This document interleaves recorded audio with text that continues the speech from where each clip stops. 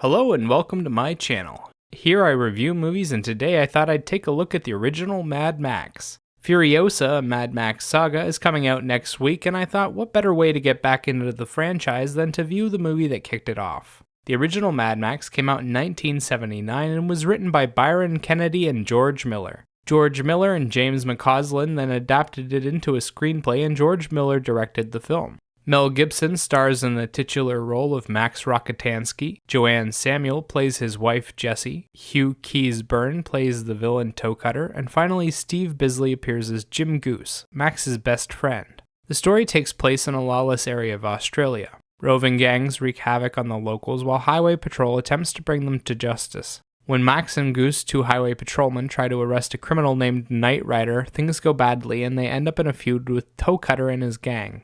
Alright, now that you know what the film is about, let's go over a few of the things that it does well. Mad Max is a flavor-filled adventure with leather-bound cops driving fast cars as they chase David Bowie's evil brother. It's filled with long car chases and action, and there's very little dialogue or story to get in the way of the entertainment. Half of the cast is playing tough and gruff cops who are a hair away from being criminals themselves, and the other side are playing deranged whack jobs with a slightly religious aura around them. They do it well, and there's even a few standouts such as Steve Bisley as Goose and Hugh Keays-Byrne as Toe Cutter. Bisley's Goose is a fiery cop that wants to do right by the law and isn't afraid to challenge others openly over it. Bisley gets to show off a couple of extreme outbursts and some great fear reactions later in his character's story. Bisley also ends up being the heart of the good side and one of the only real reasons to think the cops are the good guys at all. Hugh Keays-Byrne is one of the other reasons. He's a terrific villain and makes a big impact with very little screen time. He's dramatic, with a very flamboyant style, and he's cruel while sounding sweet.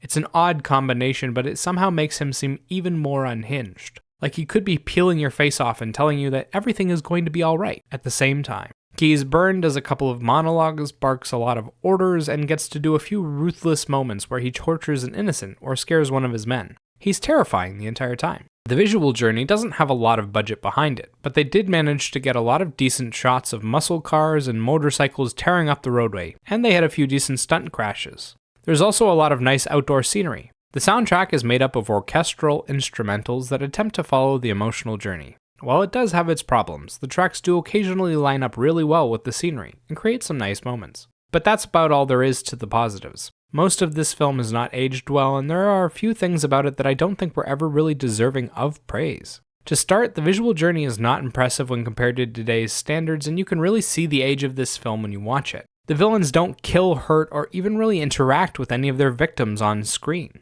All of the kills and most of the violence is just implied. It looks cheesy and takes a lot of the punch out of the storytelling. The soundtrack is also consistently too loud, and often the music doesn't line up with what's happening in the scene. They'll have some very intense music playing that makes it feel like a larger-than-life moment, and they'll just be sitting there thinking or having a basic conversation. It feels overdramatic, and it constantly interferes with hearing the dialogue. Finally, there is the story itself. The film doesn't explain anything about what's going on, who anyone is, what their motivations are, or even how they got there. It just drops you into a car chase and then another, and you're just supposed to follow along for the mystery. Except there isn't any. It's just criminals acting badly and waiting for them to do something that makes Max mad enough to go after them. Max isn't even in half of the film. He's just a background character to Goose. Mel Gibson plays him well when he finally comes into focus, but it takes almost an hour for that to happen. Before that, he's just reacting to what the criminals are doing from the edge of the screen. When he finally does react, we only get 5 to 10 minutes of him actually going after them.